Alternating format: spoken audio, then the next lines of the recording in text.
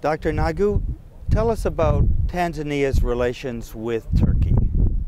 Well, bilaterally, we are friendly countries. They have established their embassy. It's very new. And we believe there is a lot that we can learn from Turkey, a lot we can benefit from Turkey, and I think we can also reciprocate. From the conference, we understand that Turkey has been supporting school systems in Africa.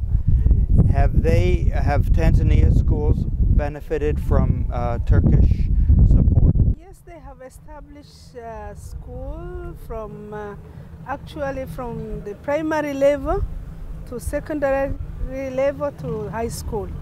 So we are one of the beneficiaries when it comes to the education system, and they have established schools that are following our curricula. So they have, we feel that they are contributing a lot to our educational development in the way actually we want, because they use our curricula in teaching. So this is a good foundation for economic relations. Oh yes, because actually it's not only economic, it will be even social relations, because when you teach children, then somehow you also kind of pass over the culture to the children you teach. So it will be economical, it will be social as well, a relationship that will later on be established in Tanzania. What do you think will be the benefits in the future of stronger trade relations between Turkey and Tanzania? Well, Tanzania is an predominantly agricultural country, and we have learned of late that why we are underdeveloped is because we are trading in commodities that are unprocessed and therefore without any value. And right now we have a policy of value addition. We are trying to encourage the Turkish people to come and invest in our country to add value before we trade with other countries, including Turkey.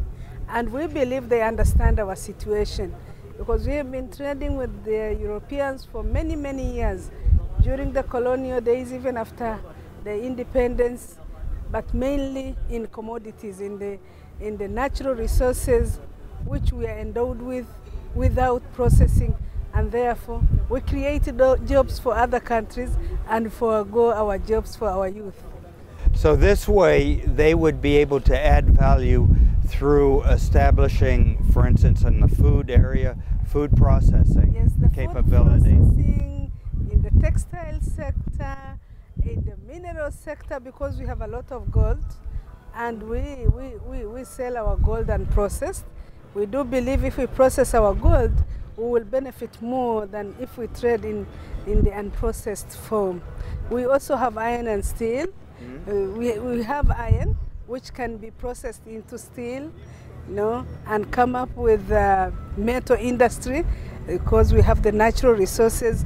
Generally, Tanzania is so much endowed with the natural resources, but for a long time, we have not really directed ourselves to processing them, and therefore now we want to export our products, but not in their natural form. How has this conference helped you achieve those goals? We see that what is the potential that we can exploit in Turkey, and we try to show them where our potentiality lies, so that at least we can benefit from each other. And I can see that they are willing to trade a meaningful and sustainable trading relations, because in order for the trade to be sustainable, it has to be done in equal terms. If we want the trade not to be sustainable, then if it is not done in an equitable manner, then the other side may one day go without the capacity to continue with the trade. So I do believe that the Turkish do understand that we are here for a longer term relationship, whereby if investors from Turkey, with the experience that they have, with the technology that they have, with the willingness that they have to trade fairly and equitably, they can come and invest in Tanzania. Have you found other countries that are equally willing, like Turkey is now? Yeah, we do trade with many countries. We trade with Chinese, we trade with India. We are now negotiating with the European Union on, well, we used to have preferential trade arrangements. Now they want us to go by the WTO terms, rule-based trading, and we keep on saying that two unequal partners cannot trade. So we urge them for aid for trade, so that at least they enhance our capacity so that we trade on equal basis. Does the United States understand that message as well? Well, I do believe yes, and the United States has come in a strong way now with the MCC. They're helping us to build up infrastructure, which will allow us to get the products from the rural area to the manufacturing centers. So the United States has come up to Tanzania, I think, in a very meaningful way. They are supporting us with the fight against HIV/AIDS.